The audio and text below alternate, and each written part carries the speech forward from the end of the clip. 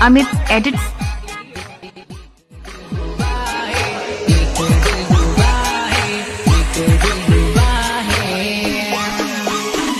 થી પહેલા તમારે રેડ મોશનને પિન કરવાનું છે.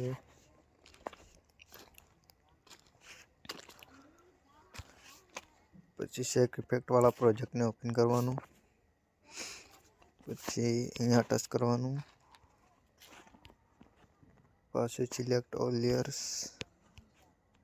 પાછું અહીંયા ટચ કરવાનું. પછી કોપી લેયર્સ.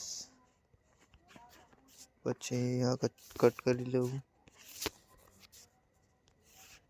પછી પાછું અહીંયા કટ કરવાનું. બીટમાર્ક પ્રોજેક્ટને ઓપન કરવાનું. પછી અહીંયા જવાનું. પછી પેસ્ટ લેયર્સ. પછી વિડીયો બનીને તૈયાર થઈ જશે તો તમારે અહીંયા જઈને એક્સપોર્ટ કરી લેવાનું.